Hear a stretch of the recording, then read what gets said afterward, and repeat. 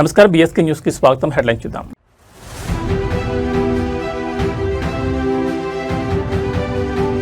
సిద్ధాంతంలో సీఎం చంద్రబాబు ఆత్మీయ పలకరింపు. 96 ఏళ్ల వీరాభిమాని సత్యనారాయణ కల సాకారం.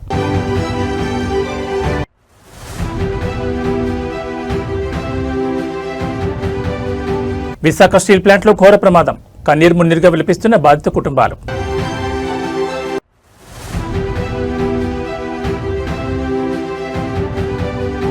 విశాఖ స్టీల్ ప్లాంట్ ప్రమాద బాధితుల కన్నీటి రోదన.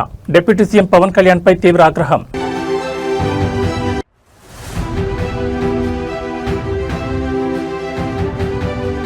మూసీ ప్రక్షాళనపై బీజేపీ నేతలకు CM Revanth Reddy powerful counter. Delhi పెద్దల మెప్పు కోసం గుజరాత్కు గులాములుగా మారొద్దంటూ హితవు. ఇక డీటెయిల్స్ చూస్తే రాజకీయాల్లో నిత్యం బిజీగా ఉండే అగ్రనేతలు తమను ప్రాణప్రదంగా అభిమానించి సామాన్య ప్రజలను కలిసినప్పుడు ఆ దృశ్యాలు ఎంతో ఆత్మీయంగా మారుతుంటాయి. తాజాగా ఆంధ్రప్రదేశ్ ముఖ్యమంత్రి చంద్రబాబు నాయుడు పర్యటనలో సరిగ్గా అలాంటి అద్భుతమైన సన్నివేశమే ఆవిష్కృతమైంది. పశ్చిమ గోదావరి జిల్లా ఆచంట నియోజకవర్గంలోని సిద్ధాంతం గ్రామంలో ఒక 96 ఏళ్ల వృద్ధుడు తన వీరాభిమాని అయిన సత్యనారాయణని సీఎం చంద్రబాబు ప్రత్యేకంగా కలిశారు. వయసుతో నిమిత్తం లేకుండా తనపై చూపిస్తున్న ఆత్మీయతకు ముగ్ధులైన చంద్రబాబు ఆ వృద్ధుని దగ్గరకు తీసుకుని హత్తుకున్న దృశ్యాలు ఇప్పుడు అందరినీ ఆకట్టుకుంటున్నాయి. సీఎం చంద్రబాబు సిద్ధాంతం గ్రామం గుండా వెళ్తుండగా తనను కలిసేందుకు ఎదురుచూస్తున్న 96 ఏళ్ల సత్యనారాయణ వద్దకు స్వయంగా వెళ్లారు. ఆయన యోగక్షేమాలను ఎంతో ప్రేమగా అడిగి తెలుసుకున్నారు. సత్యనారాయణకి 96 ఏళ్ల వయసును తెలిసి చంద్రబాబు ఒక్కసారిగా ఆశ్చర్యానికి గురయ్యారు. ఈ వయసులోని ఇంత యాక్టివ్గా ఉండడానికి ఆరోగ్య రహస్యం ఏంటో చెప్పాలంటూ నవ్వుతూ ఆరా తీశారు. దానికి సత్యనారాయణ స్పందిస్తూ దేవుడి దయ వల్ల తనకు తన 80 ఏళ్ల భార్యకు ఇప్పటి వరకు ఎలాంటి బీపీ షుగర్ లాంటి వ్యాధులు లేవని చెప్పడంతో సీఎం ఎంతో సంతోషపడ్డారు. కాగా ఈ 96 ఏళ్ల తాతకు చంద్రబాబుపై ఉన్న అభిమానాన్ని గతంలో సోషల్ మీడియాలో వీడియో తీసి వైరల్ చేసిన ఒక స్థానిక యువకుడికి కూడా ఈ సందర్భంగా సీఎంను నేరుగా కలిసి అరుదైన అవకాశం దక్కింది. 96 ఏళ్ల వయసులోనూ తనను చూడాలని వచ్చిన అభిమాని పట్ల చంద్రబాబు నాయుడు చూపించిన చొరవ, ఆత్మీయత పార్టీ శ్రేణిలో కొత్త ఉత్సాహం నింపింది. నాయకుడికి అభిమానికి మధ్య ఉన్న ఈ అన్కండిషనల్ బాండ్ నెట్టిజన్లను సైతం అమితంగా ఆకట్టుకుంటోంది.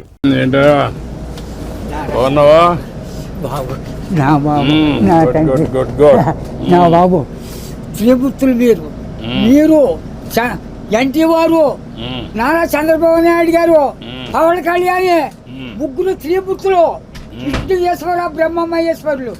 నేను ఏడుకుంటున్నాను. కూర్చోండి కూర్చోండి. ఏంటి విశేషాలు చెప్పండి. బాబు ఎన్నాళ్ళకే కాపాడ్డారు నా కొడుకి. ఎన్నాళ్ళ మట్టు ఆశపడుతున్నారా మన ఈ బాబుని అట్టిని. ఈడేంటి ఈడే తీసి 2 కోట్ల మన పాకడికి వచ్చేస్తాడు. చిన్న పాకేసుకుందండి. రాన్పల్లెకి మనకనే మహిళ ఉంటుందండి. వచ్చి పొద్దున్నే సందాలు వచ్చేస్తాడండి. నేను ఆయనతో ఏదో ఉంటానండి. కబుర్లు చెప్తా ఉంటాడా? చెప్తాడండి. చెప్తాండి ఈడే చెప్తాడండి. సాయం చెప్తా ఉంటాడు. సైకిల్ దొక్కుతాడండి. సైకిల్ దొక్కుతా. ఎంత వయసు ఎంత?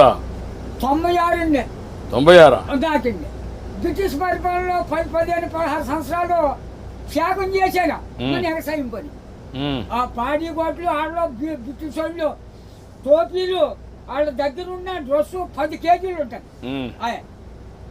పాడి గోట్లు. నీ ఆరోగ్యానికి కారణం ఏంటి బాబు? దేవుడు ఇచ్చిన వరం, మీరు ఇచ్చిన వరం. నేను ఏతేనే అరిగిపోద్దు ఇప్పటికి. బీబీ కానీ షుగర్ కానీ లేదు కానీ ఇప్పుడు కోరుకుంటున్నాను. మా ఆవిడకి లేదండి. 2 పూటలు తింటారు. కూడుంటే 3 పూటలు తింటారు. ఆవిడ పేరేంటి? ఏం చేస్తుంది ఆవిడ? ఆవిడ వయసు ఎంత? 80 సంవత్సరాలు అండి. ఆవిడకి 80, నీకు 96. పిల్లలు ఏం చేస్తారు? పిల్లలు బాబు 5కి 3 ఆడవాళ్ళండి. 2 అబ్బాయిలు. అన్ని సార్లు చీరలు అన్ని పెట్టేసానండి. ఎవరిది వాళ్ళకి అప్పచెప్పేసానా. ఏమైనా భూమి ఉందా? ఉంది బాబు. ఎంత ఉంది? 3 ఎకరాలు ఉన్నదండి. కొడుకులు ఇద్దరికి చెరుకో 13 గుంటలు ఇచ్చేసానండి. ఇంకెంత ఉండేది? 6 గుంటలు 7 గుంటలే ఉంటుంది. అది నేను పండించుకుంటున్నాను బాబు. ఇది వెరీ ఇంట్రెస్టింగ్. ఇప్పుడు ఎంతమంది మొత్తం మనవాళ్ళు? పెద్దోడి బాబు 2 కొడుకులేండి. చిన్న అబ్బాయికి 2 కూతుళ్ళే. ఒకటి పెళ్లి చేసాడు, అది మొగుని తీసుకుని వెళ్ళిపోయింది. ఇంకో పెళ్లికి వచ్చిందండి ఒక అమ్మాయి. అది ఈ నెలలో మరి పుస్తకాలు వస్తున్నాయి కదండి. ఈ నెలలో చేసేయాలని తిరుగుతున్నామని చుట్టారు కాస్త. 6 ఎకరం 2 లక్షలైనా ఇస్తాను నాన్న, మరి ఏం చేయదు, నేనే ఏదో పని చేసుకుని ఏదో చేసుకుంటానా, దాన్ని కూడా వదలగొట్టేది అంటున్నాను నేను. కూతురు పిల్లలు 3 ఓ పెద్ద కూతురుకేమో 2 కూతుళ్ళును ఓ కొడుకులండి. 2వ పిల్లకి 2 కూతుళ్ళును ఓ కొడుకులండి. 3వ పిల్లకి 2 కూతుళ్ళును ఓ కొడుకులండి. వస్తారండి దగ్గరికి వస్తారన్నా బాబు బంగారం పట్టుకొస్తున్నారు, పళ్ళు ఫలాలు నాకు పట్టుకొస్తున్నారు. అందరూ చూస్తా ఉంటారు, వచ్చి అందరూ చూస్తారు బాబు. ఆఖరికి కొడుకు మన బ్రష్ కూడా పట్టుకొచ్చారు, పెడతారు కూతుళ్ళు. అచ్చా, బాగానే చూసుకుంటారు, చాలా బాగా చూస్తారు. మనవాళ్ళు మనవరాళ్ళు అందరూ అంతా బాగున్నారు. అందరికంటే నువ్వు సంపన్నవంతుడివి. ఎందుకంటే ఎంతమంది మొత్తం కలిసి 10 మంది 12 మంది మనవాళ్ళు మనవరాళ్ళు ఎంతమంది? మనవరాళ్ళు 3 ఆడోళ్ళు 4 విశాఖపట్నం స్టీల్ ప్లాంట్ పరిధిలో చోటు చేసుకున్న ఘోర ప్రమాదం యావత్ రాష్ట్రాన్ని తీవ్ర దిగ్భ్రాంతి గురిచేసింది. ఈ ప్రమాదంలో 8 మంది కార్మికులు మృతి చెందడం, మరో 6 తీవ్రంగా గాయపడడం పట్ల ముఖ్యమంత్రి చంద్రబాబు నాయుడుతో పాటు రాష్ట్ర మంత్రులు, ప్రజాప్రతినిధులు తీవ్ర సంతాపాన్ని వ్యక్తం చేశారు. ప్రమాదం జరిగిన వెంటనే స్పందించిన ఏపీ ప్రభుత్వం బాధితులకు తక్షణ సహాయం అందించేలా చర్యలు చేపట్టింది. ఐటీ విద్యాశాఖ మంత్రి నారా లోకేష్, హోంమంత్రి మంగళపూడి అనితతో కూడిన ఉన్నత స్థాయి బృందం విశాఖ కేజీహెచ్ ఆసుపత్రికి చేరుకుని బాధితుల కుటుంబాలను పరామర్శించారు. విశాఖ స్టీల్ ప్లాంట్ ప్రమాద తీవ్రతను దృష్టిలో ఉంచుకుని మంత్రుల బృందం క్షేత్రస్థాయిలో పర్యటించింది. కేజీహెచ్ ఆసుపత్రిలో కన్నీరు మున్నీరవుతున్న మృతుల కుటుంబ సభ్యులను మంత్రి నారా లోకేష్, హోంమంత్రి మంగళపూడి అనిత, కేంద్ర మంత్రి శ్రీనివాస్ వర్మ, ఎంపీ భరత్ కలిసి ఓదార్చారు. బాధితులకు ప్రభుత్వం అన్ని విధాలా అండగా ఉంటుందని, అధైర్యపడొద్దని ధైర్యం చెప్పారు. మరోవైపు కిమ్స్ ఐకాన్ ఆసుపత్రిలో చికిత్స పొందుతున్న క్షతగాత్రులను మంత్రి వాసంశెట్టి సుభాష్ స్వయంగా సందర్శించి వారి ఆరోగ్య పరిస్థితిని అడిగి తెలుసుకున్నారు. గాయపడిన కార్మికులకు అత్యంత మెరుగైన, అవసరమైతే కార్పొరేట్ స్థాయి వైద్య సేవలను అందించాలని, వైద్య ఖర్చుల గురించి ఎవరూ ఆందోళన చెందాల్సిన అవసరం లేదని అధికారులను, డాక్టర్లను మంత్రి ఆదేశించారు. స్టీల్ ప్లాంట్ ప్రమాద బాధితుల పక్షాన ప్రభుత్వం గట్టిగా నిలబడుతుందని, తగిన న్యాయం జరిగేలా చూస్తామని మంత్రుల బృందం స్పష్టం చేసింది. అలాగే ప్రమాదానికి గల కారణాలపై విచారణ జరిపి భవిష్యత్తులో ఇలాంటి సంఘటనలు పునరావృతం కాకుండా భద్రతా చర్యలు కఠినతరం చేయాలని యాజమాన్యాన్ని ఆదేశించింది.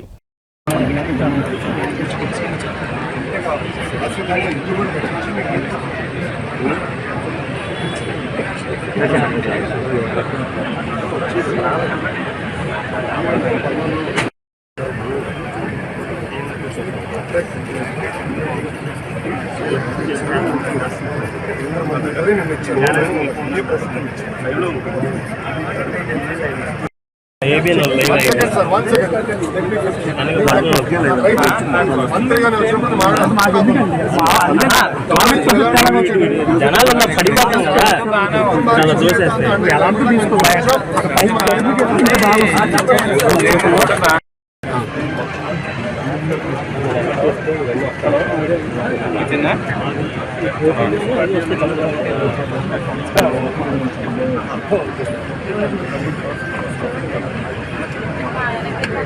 తెలంగాణ రాజకీయాల్లో మూసీ నది ప్రక్షాళన ప్రాజెక్టు చుట్టూ సాగుతున్న మాటల యుద్ధం ఒక్కసారిగా పీక్స్కు చేరింది. మూసీ నది అభివృద్ధిని అడ్డుకుంటున్నారంటూ కేంద్ర మంత్రి కిషన్ రెడ్డి, రాష్ట్ర బీజేపీ ఎంపీలపై ముఖ్యమంత్రి రేవంత్ రెడ్డి తీవ్రస్థాయిలో విరుచుకుపడ్డారు. ఢిల్లీ పెద్దల మెప్పు కోసం గుజరాత్కు గులాములుగా వ్యవహరించడం మానుకోవాలని కమలం నేతలకు ఘాటుగా హితవు పలికారు. గుజరాత్ను అభివృద్ధి చేయడం ప్రధాని మోడీ బాధ్యత అయితే ఓట్లు వేసి గెలిపించిన తెలంగాణను అభివృద్ధి చేయాల్సిన బాధ్యత ఇక్కడ బీజేపీ ఎంపీలకు లేదా అంటూ రేవంత్ రెడ్డి నిలదీశారు. హైదరాబాద్ రూపురేఖలను మార్చేలా ప్రభుత్వం ప్రతిష్టాత్మకంగా చేపట్టిన మూసీ నది పునరుద్ధరణపై బీజేపీ చేస్తున్న విమర్శలను సీఎం రేవంత్ రెడ్డి తిప్పుకొట్టారు. కేంద్ర మంత్రి కిషన్ రెడ్డితో పాటు బీజేపీ అగ్రనేతలు ఈటెల రాజేందర్, కొండా విశ్వేశ్వరరెడ్డి, రఘునందన్ రావులను ఆయన నేరుగా టార్గెట్ చేశారు. గుజరాత్ మోడల్ గురించి మాట్లాడే నేతలు తెలంగాణకు కేంద్రం నుంచి రావాల్సిన నిధులు, ప్రాజెక్టుల గురించి ఎందుకు నోరు మెదపడం లేదని ప్రశ్నించారు. రాష్ట్ర ప్రగతికి సహకరించాల్సింది పోయి ప్రతిదానికి అడ్డుపడితే ఇక్కడి ప్రజలు క్షమించాలని హెచ్చరించారు. గుజరాత్ గులాంగిరి వదిలి తెలంగాణ ఆత్మగౌరవాన్ని కాపాడాలని, ఇక్కడ అభివృద్ధిపై దృష్టి పెట్టాలని డిమాండ్ చేశారు. మూసీ ప్రాజెక్టు విషయంలో వెనక్కి తగ్గే ప్రసక్తే లేదని సీఎం రేవంత్ స్పష్టం చేయడంతో పాటు బీజేపీ ఎంపీలను లూప్లోకి లాగడం ద్వారా కాంగ్రెస్ వ్యూహాత్మక పొలిటికల్ అటాక్ ప్రారంభించింది. మరి దీనిపై కిషన్ రెడ్డి మరియు ఈటెల రాజేందర్ బృందం ఎలాంటి కౌంటర్ ఇస్తుందో చూడాలి. ఈ రోజు నరేంద్ర మోడీ గారు సబర్మతి రివర్ ఫ్రంట్ కట్టుకుంటే అబ్బా ఆహా ఓహో అని నువ్వు డప్పు కొడతావట్టి ఆయనకు. ఢిల్లీలో యమునా నది కట్టుకుంట్రి, యూపీలో గంగా నది రివర్ ఫ్రంట్ కట్టుకుండ్రి. మరి మనకున్న మూసీని ప్రక్షాళన మనం చేసుకోవద్దా? మన మూసీ బాగుపడొద్దా? మన మూసీ మన ప్రజలకు ఉపయోగపడొద్దా? మన మూసీ సరిహద్దున మన యువకులకు ఉద్యోగ ఉపాధి రావద్దా? ఎందుకు అడ్డుకుంటున్నారు? గుజరాత్కు గులాములుగా మీరు ఎందుకు పనిచేస్తున్నారు? గుజరాత్ అభివృద్ధి చేసుకోవడం నరేంద్ర మోడీ బాధ్యత అయితే తెలంగాణ హైదరాబాద్ నగరాన్ని అభివృద్ధి చేయాల్సిన బాధ్యత కిషన్ రెడ్డికి, ఈటెల రాజేందర్కు, విశ్వేశ్వర రెడ్డికి, రఘునందన్ రావుకి లేదా అని నేను అడుగుతున్నా. తెలంగాణ రాజకీయాల్లో ముఖ్యమంత్రి రేవంత్ రెడ్డి విసిరిన ఒకే ఒక్క సవాల్ ఇప్పుడు విపక్ష పార్టీల గుండెల్లో రాళ్లు పరిగెట్టిస్తోంది. అధికారంలోకి వచ్చి కేవలం 2 సంవత్సరాలు కూడా పూర్తి కాకముందే తమ పరిపాలనా పట్టిమపై, అభివృద్ధిపై బహిరంగ చర్చకు రేవంత్ రెడ్డి సిద్ధమయ్యారు. రాష్ట్రంలో 10 ఏళ్ల బీఆర్ఎస్ పాలనకు సమాధానం ఉందా, కేంద్రంలో 12 ఏళ్ల బీజేపీ పాలనకు జవాబు ఉందా అంటూ విపక్షాలను నిలదీస్తూ తమ 2 ఏళ్ల ప్రగతిపై అసెంబ్లీ సాక్షిగానైనా ప్రజాక్షేత్రంలో అయినా డి అంటే డి అనడానికి కాంగ్రెస్ ప్రభుత్వం సిద్ధంగా ఉందని ప్రకటించారు. హైదరాబాద్లో మూసీ నది ప్రక్షాళన, మెట్రో ఫేజ్ 2 ప్రాజెక్టులను అడ్డుకుంటున్న బీజేపీ, బీఆర్ఎస్ నేతలకు ముఖ్యమంత్రి రేవంత్ రెడ్డి గట్టి కౌంటర్ ఇచ్చారు. కేవలం రాజకీయ ఉనికి కోసమే ప్రాజెక్టులపై విషం చిమ్ముతున్నారని మండిపడ్డారు. ఇదే తరుణంలో ఆయన టైం పీరియడ్స్తో సహా విపక్షాల విమర్శల ముసుగును తొలగించారు. గత 10 ఏళ్ల కాలంలో కేసీఆర్ ప్రభుత్వం తెలంగాణను ఎలా అప్పులు పరిచేసిందో, గత 12 ఏళ్లుగా కేంద్రంలో ఉన్న మోదీ ప్రభుత్వం తెలంగాణకు నిధులు ఇవ్వకుండా ఎలా వివక్ష చూపించిందో చర్చించడానికి తాము సిద్ధమని తేల్చి చెప్పారు. తమ ప్రభుత్వం ఏర్పడి 2 ఏళ్ల స్వల్పకాలంలోనే ఇచ్చిన హామీలను ఎలా నెరవేర్చామో, హైదరాబాద్ను గ్లోబల్ సిటీగా ఎలా మారుస్తున్నామో గుండెల మీద చేయి వేసుకుని చెప్తామని, దమ్ముంటే చర్చకు రావాలని సవాల్ విసిరారు. కేవలం 2 ఏళ్ల పనితీరును చూపించి 10 ఏళ్లు 12 ఏళ్లు పాలించిన అగ్రనేతలకు రేవంత్ రెడ్డి సవాల్ విసరడం ఆయన పరిపాలన నమ్మకానికి నిదర్శనమని కాంగ్రెస్ శ్రేణులు అంటున్నాయి. మరి ఈ త్రిపాత్రాభినయ సవాల్పై కేటీఆర్ మరియు కిషన్ రెడ్డి బృందం ఏ విధంగా స్పందిస్తుందో చూడాలి. ఇవాళ పదే నువ్వేం చేసినావని నన్ను అడుగుతురు. 10 ఏళ్ళు ఉన్నాయన, 10 ఏళ్ల తర్వాత ఫామ్ హౌస్లో వండుకున్నాడు. 12 ఏళ్ళు అయింది నరేంద్ర మోడీ వచ్చి. 2 ఏళ్లలోనే ఏమి చేయలేదని నన్ను అడుగుతురు కదా. అసెంబ్లీకి రాండి, 10 ఏళ్లలో ఆయన ఏం చేసిండో, 12 ఏళ్ళలో మోడీ ఏం చేసిండో, 2 ఏళ్లలో నేనేం చేసిండో నేను చర్చ పెడతా. మా పిఎస్సి చైర్మన్ అరకపూడి గాంధీ గారితోనే నేను సమాధానం ఇప్పిస్తా. 2 ఏళ్లలో ఏమేమి పనులు చేసినో, ఏమేమి విధాన నిర్ణయాలు చేసినో, ఏ విధంగా మన రాష్ట్ర అభివృద్ధి కోసం ప్రణాళికలు సిద్ధం చేసినో అసెంబ్లీలో 4 రోజులు దీని మీదనే చర్చ పెడతాం. మీరు రాండి, చర్చ చేద్దాం. దేశ రక్షణ కోసం అత్యున్నత త్యాగాలు చేసిన వీరులను గౌరవించుకునే వేళ రాష్ట్రపతి భవన్లో ఒక అపూర్వమైన ఎమోషనల్ సన్నివేశం చోటు చేసుకుంది. మాతృభూమి కోసం ప్రాణాలర్పించిన ఒక వీర జవాన్ తల్లిని చూసి దేశ ప్రథమ పౌరాలు రాష్ట్రపతి ద్రౌపది ముర్ము భావోద్వేగానికి లోనయ్యారు. అమర జవాన్ తల్లి కన్నీరు పెట్టుకోవడంతో అఫీషియల్ ప్రోటోకాల్స్ సైతం పక్కన పెట్టి ఆమెను ఆత్మీయంగా ఆలింగనం చేసుకుని వదచ్చారు. దేశంలోని 2వ అత్యున్నత శాంతి సమయ వీరత్వ పురస్కారమైన కీర్తి చక్ర అవార్డుల ప్రదానోత్సవం నిన్న న్యూఢిల్లీలో ఘనంగా జరిగింది. 2024లో జమ్మూ కాశ్మీర్లో సరిహద్దు గుండా చొరబడిన ఉగ్రవాదులతో అత్యంత సాహసోపేతంగా పోరాడుతూ కేవలం 25 ఏళ్ల ప్రాయంలోని రాష్ట్రీయ రైఫిల్స్ సిపాయి జంజల్ ప్రవీణ్ ప్రభాకర్ వీరమరణం పొందారు. నిన్న ఆయన తరపున ఈ అత్యున్నత పురస్కారాన్ని అందుకునేందుకు ఆ వీరజామన్ తల్లి వేదికపైకి వచ్చారు. కుమారుని కోల్పోయిన దుఃఖాన్ని దిగమింగుకుంటూ ఆమె అవార్డు తీసుకుంటున్న తరుణంలో కన్నీరు ఆపుకోలేకపోయారు. అది చూసి చలించిపోయిన రాష్ట్రపతి ద్రౌపది ముర్ము వెంటనే ముందుకు జరిగి ఆ తల్లిని ఆత్మీయంగా హత్తుకుని వీపు నిమురుతూ కొద్దిసేపు లాలించారు. దేశం మొత్తం మీ కుటుంబానికి అండగా ఉంటుందని భరోసా ఇచ్చారు. అధికారిక హోదాలను పక్కన పెట్టి ఒక తల్లి బాధను పంచుకున్న రాష్ట్రపతి ద్రౌపది ముర్ముకి, మాతృత్వ హృదయానికి ఆమె చూపిన మానవత్వానికి దేశవ్యాప్తంగా నెటిజన్లు శాల్యూట్ చేస్తున్నారు. ఈ దృశ్యం సామాజిక మాధ్యమాల్లో కోట్లాది మంది కళ్లను చెమర్చేలా చేసింది.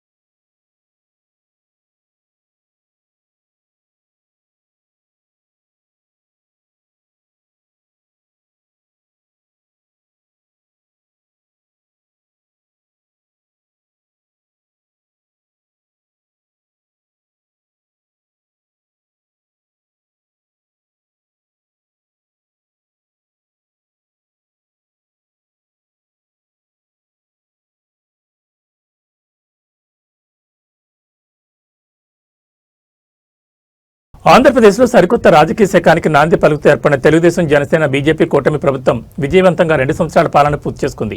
ఈ చారిత్రాత్మక మైలురాయిని పురస్కరించుకుని ఆధ్యాత్మిక క్షేత్రం తిరుపతి వేదికగా అత్యంత ప్రతిష్టాత్మకంగా కూటమి విజయోత్సవ సభను నిర్వహించబోతున్నారు.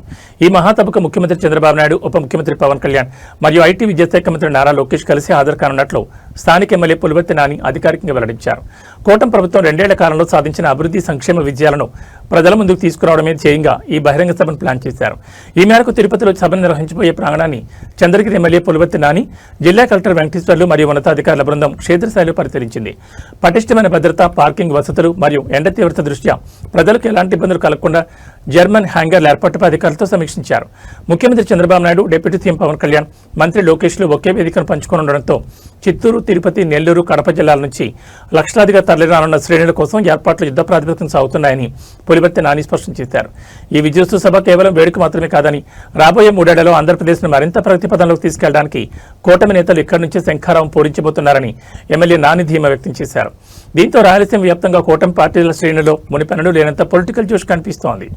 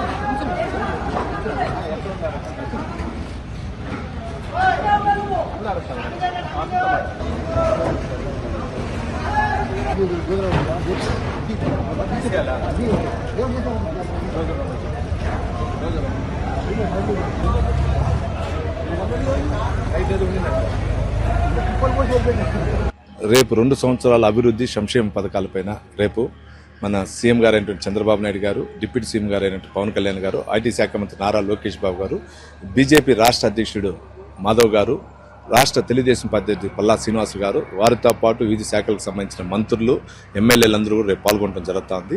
ఇది సంక్షేమానికి సంబంధించినటువంటి మీటింగ్, జోనల్ మీటింగు. ఇక్కడైతే ఎవరైతే లబ్ధిదారులు ఉన్నారో ఆ లబ్ధిదారులతో మీటింగ్ జరుగుతుంది రేపు ఉదయం 11 నుంచి 1 గంట వరకు. కాబట్టి ఇది 100% మాకు ఈ 2 సంవత్సరాల్లో ప్రజల మధ్యపై మేము చేస్తున్న పనులు చెప్పాం, దానిపైన మీటింగ్ జరుగుతుంది. ఈ వైసీపీ ప్రభుత్వం చెప్పినట్లు వెన్నుపోటు తిన్నట్టు వాళ్ళు 24 గంటలు వెన్నుపోటు చేసి ఇవాళ ఆంధ్రప్రదేశ్ కూటమి ప్రభుత్వానికి ముఖ్యంగా ఉప ముఖ్యమంత్రి పవన్ కళ్యాణ్ కి క్షేత్రస్థాయిలో ఒక ఊహించని రాజకీయ శక్తి తగిలింది. విశాఖపట్నం స్టీల్ ప్లాంట్ ప్రమాదంలో మరణించిన కార్మికుల కుటుంబ సభ్యులు పవన్ కళ్యాణ్ పై తీవ్రస్థాయిలో మండిపడ్డారు. ఎన్నికల ముందు ఆ తర్వాత మీటింగులు పెట్టి పెద్ద మాటలు చెప్పావని, నేను నమ్మి ఓట్లేస్తే ఈ రోజు తమ కుటుంబాలు రోడ్డున పడ్డాయని బాధితులు కన్నీరు మున్నీరవుతున్నారు. ప్రమాదం జరిగి కార్మికులు చనిపోతే కనీసం మృతదేహాలను కూడా పట్టించుకునే దిక్కు లేకుండా పోయిందంటూ వైజాగ్ వేదికగా బాధితులు చేసిన వ్యాఖ్యలు ఇప్పుడు తీవ్ర సంచలనం సృష్టిస్తున్నాయి. విశాఖ స్టీల్ ప్లాంట్లో ఇటీవల జరిగిన ప్రమాదంలో మరణించిన బాధితుల ఇళ్లలో కన్నీటి ఛాయలు మిన్నంటాయి. తమకు న్యాయం చేయాలంటూ ప్లాంట్ పరిధిలో ఆందోళన దిగిన మృతుల కుటుంబాలు డిప్యూటీ సీఎం పవన్ కళ్యాణ్ తీరుపై తీవ్ర అసంతృప్తిని వ్యక్తం చేశాయి. కార్మికుల పక్షాన్ని నిలబడతానని, స్టీల్ ప్లాంట్ పరిరక్షణతో పాటు స్థానిక కార్మికుల ప్రాణాలకు రక్షణ కల్పిస్తామని గతంలో పవన్ కళ్యాణ్ ఎన్నో హామీలు ఇచ్చారని వారు గుర్తు చేశారు. తీరా ఇప్పుడు ప్రమాదం జరిగి ప్రాణాలు పోతుంటే కనీసం పరామర్శించడానికి లేదా యాజమాన్యంతో మాట్లాడి తక్షణ పరిహారం ఇప్పించడానికి ప్రభుత్వం నుంచి ఎలాంటి చొరవ లేదని కౌంటర్ ఇస్తున్నారు. నిలకడలేని హామీల వల్ల తాము సర్వస్వం కోల్పోయామని, కూటమి ప్రభుత్వాన్ని నమ్మినందుకు తమకు ఘోరమైన అన్యాయం జరిగిందని బాధితులు రోధిస్తున్నారు. వైజాగ్ స్టీల్ ప్లాంట్ పరిధిలో బాధితులు నేరుగా ఉప ముఖ్యమంత్రిని టార్గెట్ చేస్తూ నిరసనకు దిగడం కూటమి వర్గాల్లో చర్చనీయాంశంగా మారింది. ఇప్పటికైనా పవన్ కళ్యాణ్ మరియు పరిశ్రమల శాఖ స్పందించి బాధితులకు తక్షణ న్యాయం చేయాలని స్థానిక కార్మిక సంఘాలు డిమాండ్ చేస్తున్నాయి. నా కూతురు, నా జీవితం రోడ్డు మీద, మిమ్మల్ని నమ్ముకున్నందుకు జీవితం రోడ్డు మీద రా బాబు. ఇంత దారుణమా? ఇడి అమ్మ చచ్చిపోతే బాడీ అక్కడ ఎట్టేసి ఎటు కొట్టుకెళ్ళిపోయి ఏడి ఓమెన్స్ అంతే గారు రండి ఇక్కడ మాట్లాడండి, మాతో మాట్లాడండి. ఓమెన్స్ అంతే గారు పవన్ కళ్యాణ్ సూపర్, ఇలాంటి చూడండి, ఇలాంటి లీడర్ చూడలేదు అన్నావు, ఇలాంటి లీడర్ చూడలేదు అన్నావు. ఏమన్నా స్టీల్ ప్లాంట్ సూపర్ నేను చేస్తాను, వైజాగ్ స్టీల్ ప్లాంట్ నేను వచ్చాను, మీటింగ్ పెట్టావు, దెబ్బలు తిన్నాం పోలీసుతో. మా అన్ని సూపర్ ప్రకటించి వెళ్ళిపోయావు. ఏ రోజు కూడా మా అన్ని సూపర్, ఏం సూపర్? నా ఇల్లే పోయింది. తెల్లవారు లేచి బ్యాండ్ కట్టుకొని చిన్నప్పుడు కాండి, చదువు లేదు, సంజయ్ లేదు, చదువుకున్నా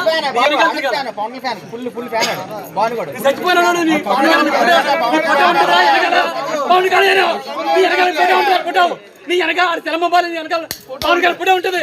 పవన్ కళ్యాణ్ అంటే పిచ్చి పిచ్చి పవన్ కళ్యాణ్ కాలిపోయింది చెయ్యి మీద.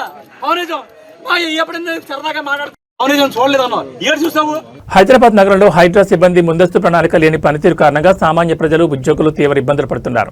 బంజారాహిల్స్ రోడ్ నెంబర్ 12లోని అత్యంత కీలకమైన పోలీస్ కమాండ్ కంట్రోల్ సెంటర్ పరిధిలో ఇవాళ ఉదయం ఒక విచిత్రమైన పరిస్థితి నెలకొంది.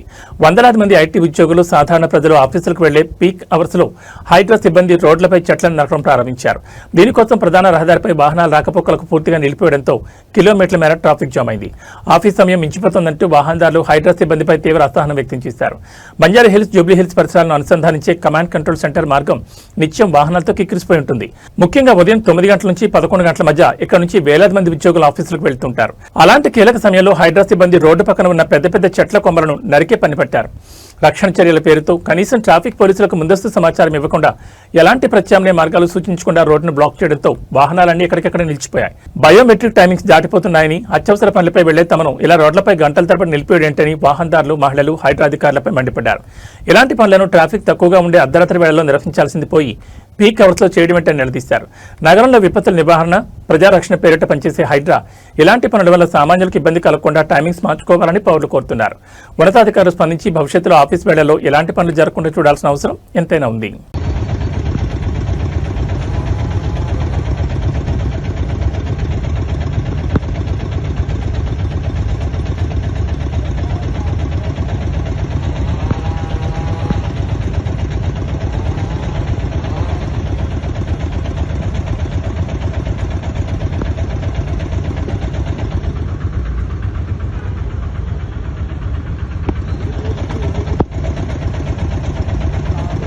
భాగ్యనగర్ చరిత్రలోనే అత్యంత భారీ మరియు చారిత్రాత్మక భూస్వాధీన పర్వం ఆవిష్కృతమైంది. హైదరాబాద్లో కబ్జాదారుల గురకలు పెడుతున్న ప్రభుత్వ ఆస్తులను చెరువులను రక్షించే ధ్యేయంగా ఏర్పడిన హైడ్రా క్షేత్రస్థాయిలో ఊహించని రీతిలో సత్తా చాటింది. నగర వ్యాప్తంగా వివిధ ప్రాంతాలలో అక్రమ ఆక్రమణల కింద ఉన్న ఏకంగా 2435 ఎకరాల ప్రజాభూమిని హైడ్రా విజయవంతంగా తిరిగి స్వాధీనం చేసుకుంది. ముఖ్యమంత్రి రేవంత్ రెడ్డి అండతో ఎలాంటి పొలిటికల్ ప్రెజర్స్ కు లొంగకుండా సాగుతున్న ఈ మెగా డ్రైవ్ కేవలం కూల్చివేతలకు మాత్రమే పరిమితం కాకుండా నగర పర్యావరణ పునరుద్ధరణకు ఒక బలమైన పునాదిగా మారింది. గత కొన్ని దశాబ్దాలుగా హైదరాబాద్ చుట్టుపక్కల ఉన్న నాలాలు, చెరువుల ఎఫ్టీఎల్ బఫర్ జోన్లను ఆక్రమించి నిర్మించిన అక్రమ కట్టడాలపై హైడ్రా ఉక్కుపాదం మోపింది. ఈ మెగా డ్రైవ్ ద్వారా ఇప్పటివరకు రికార్డు స్థాయిలో 2435 ఎకరాల ప్రభుత్వ ప్రజాభూమిని కబ్జా విముక్తం చేశారు. స్వాధీనం చేసుకుని ఈ స్థలాల్లో సహజ సిద్ధమైన సరస్సుల పునరుద్ధరణ చేపట్టడం, తద్వారా నగరంలో భూగర్భ జలాల మట్టాన్ని పెంచడం హైడ్రా ప్రధాన లక్ష్యంగా పెట్టుకుంది. దీనివల్ల వర్షాకాలంలో హైదరాబాద్ ముంచెత్తున్న వరద ముప్పును సమర్థవంతంగా తట్టుకునేలా వరద సన్నద్ధత పెరుగుతుందని అధికారులు వెల్లడించారు. ప్రజాస్తులను కాపాడడం ద్వారా ప్రకృతిని మళ్లీ నగరానికి దగ్గర చేస్తూ రాబోయే భవిష్యత్ తరాలకు ఒక సురక్షితమైన, పచ్చని మరియు గర్వించదగ్గ గ్లోబల్ సిటీని అందించడమే ధ్యేయంగా ఈ సంస్థ అడుగులు వేస్తోంది. ప్రభుత్వ ఆస్తుల రక్షణ పరమావధిగా పనిచేస్తున్న హైడ్రా యాక్షన్ ప్లాన్పై పర్యావరణవేత్తలు, నగర ప్రజల నుంచి ప్రశంసల వర్షం కురుస్తోంది. చట్టాన్ని అతిక్రమించి ప్రభుత్వ భూములను ఆక్రమిస్తే ఎంతటి వారినైనా వదిలేదే లేదని గట్టి సందేశాన్ని హైడ్రా ఈ ఘనత ద్వారా చాటి చెప్పింది.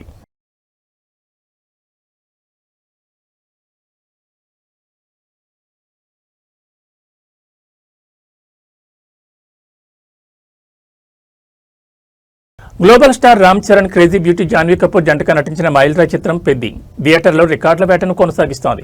విడుదలైన మొదటి రోజు నుంచే పాజిటివ్ టాక్ తో దూసుకుపోతున్న ఈ చిత్రం కేవలం 5 రోజుల్లోనే ప్రపంచవ్యాప్తంగా ఏకంగా 315 కోట్ల గ్రాస్ వసూళ్లను సాధించి సరికొత్త సంచలనం సృష్టించింది. ఈ మేరకు చిత్ర నిర్మాణ సంస్థ అధికారిక కలెక్షన్ల పోస్టర్ను విడుదల చేసింది. ఐకాన్ స్టార్ అల్లు అర్జున్ సైతం ఈ సినిమాపై రామ్ చరణ్ నటనపై ప్రశంసల వర్షం కురిపించారు. వారాంతంలోనే కాకుండా వర్కింగ్ డేస్ లోనూ పెద్ది కలెక్షన్ల జోరు తగ్గడం లేదు. నిన్న సోమవారం సాధారణ వీక్ డే అయినప్పటికీ ఈ చిత్రం బాక్సాఫీస్ వద్ద ఏకంగా 22.5 కోట్లు రాబడ్డం విశేషం. బుక్ మై షో మరియు థియేటర్ కౌంటర్ల ద్వారా ఇప్పటివరకు రికార్డు స్థాయిలో 53 లక్షలకు పైగా టికెట్లు అమ్ముడైనట్లు ట్రేడ్ వర్గాలు వెల్లడించాయి. మరోవైపు ఈ సినిమాను చూసిన icon star Allu Arjun Twitter వేదికగా చిత్ర యూనిట్కి అభినందనలు తెలిపారు. పెద్ద సినిమాలో రామ్ చరణ్ యాక్టింగ్ నెక్స్ట్ లెవెల్లో ఉందని, చరణ్ పర్ఫార్మెన్స్ చూసి తాను ఎంతో గర్వపడుతున్నానని బన్నీ చేసిన ట్వీట్ ఇప్పుడు సోషల్ మీడియాలో విపరీతంగా వైరల్ అవుతోంది. బుచ్చిబాబు సన్మార్క్ ఎమోషనల్ అండ్ మాస్ ఎంటర్టైనర్ గా వచ్చిన పెద్ది లాంగ్ రన్ లో మరిన్ని రికార్డులను తిరగడానికి ఖాయంగా కనిపిస్తోంది.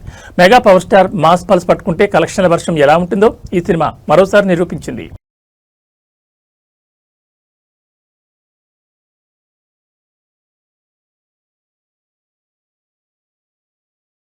గత కొద్ది రోజులుగా పసిడి కొనుగోలుదారులకు ఊరటనిస్తూ వరుసగా తగ్గుతూ వచ్చిన బంగారం ధరలు ఇవాళ ఒక్కసారిగా పెరిగాయి. హైదరాబాద్ బులియన్ మార్కెట్లో గత 10 రోజులుగా సాగుతున్న పతనానికి బ్రేక్ వేస్తూ ఇవాళ పసిడి ధరలు భారీగా ఎగబాకాయి. ఇటు 24 క్యారెట్ల అపరంజి బంగారంతో పాటు ఆభరణాల తయారీకి వాడే 22 క్యారెట్ల పసిడి ధర కూడా వేలల్లో పెరగడం మార్కెట్ వర్గాలను ఆశ్చర్యపరిచింది. ఇవాళ బులియన్ మార్కెట్ అప్డేట్స్ ప్రకారం అత్యంత స్వచ్ఛమైన 24 క్యారెట్ల 10 గ్రాముల బంగారం ధరపై ఏకంగా 1470 పెరిగింది.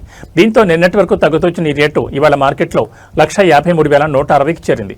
అదేవిధంగా సామాన్యులు ఎక్కువగా కొనుగోలు చేసే 22 క్యారెట్ల 10 గ్రాముల ఆభరణాల బంగారం ధరపై కూడా 1,350 మేర పెరిగి ప్రస్తుతం 1,40,400 పలుకుతోంది. ఇక బంగారంతో పాటు వెండి ధర కూడా మార్కెట్లో గట్టిగానే ఉంది. ప్రస్తుతం కేజీ సిల్వర్ రేటు బులియన్ మార్కెట్లో 2,70,000 వద్ద స్థిరంగా ట్రేడ్ అవుతోంది.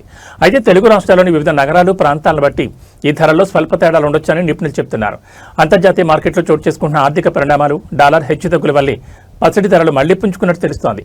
పెళ్లిళ్ల సీజన్ నడుస్తున్న తరుణంలో ఇలా ధరలు పెరగడం సామాన్య వినియోగదారులకు కొంత ఇబ్బంది కలిగించే అంశమే.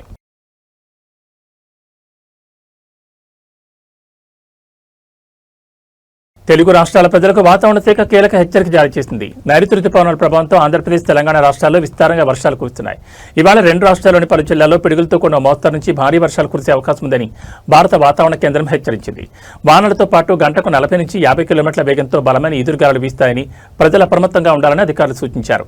ఆంధ్రప్రదేశ్లో ఇవాళ పల్నాడు, ప్రకాశం, కర్నూలు, నంద్యాల, అనంతపురం, శ్రీ సత్యసాయి మరియు వైఎస్ఆర్ కడప జిల్లాల్లో పిడుగులు పడే అవకాశంతో పాటు భారీ వర్షాలు కురుస్తాయని విపత్తు నిర్వహణ సంస్థ తెలిపింది. మరోవైపు తెలంగాణలో వికారాబాద్, సంగారెడ్డి, మహబూబ్నగర్, నాగర్ కర్నూలు జిల్లాలో అక్కడక్కడ భారీ వర్షాలు కురిసే సూచనలున్నాయని ఐఎండీ అంచనా వేసింది. ఈ ప్రధాన జిల్లాల మినహా 2 తెలుగు రాష్ట్రాల్లోని మిగిలిన జిల్లాలకు వాతావరణ శాఖ ఎల్లో అలర్ట్ జారీ చేసింది. ఉరుములు, మెరుపులతో కూడిన వర్షం పడే సమయంలో ప్రజలు, ముఖ్యంగా రైతులు, పసుకాపర్లు, చెట్ల కింద, విద్యుత్ స్తంభాల వద్ద నిలబడకుండా సురక్షిత ప్రాంతాల్లో ఉండాలని హెచ్చరించారు. రుతుపవనాల రాకతో వాతావరణం చల్లబడినప్పటికీ ఈదురుగాలులు, పిడుగుల ముప్పు ఉన్నందున ప్రజలు ప్రయాణాల సమయంలో తగిన జాగ్రత్తలు తీసుకోవడం అవసరమంటున్నారు.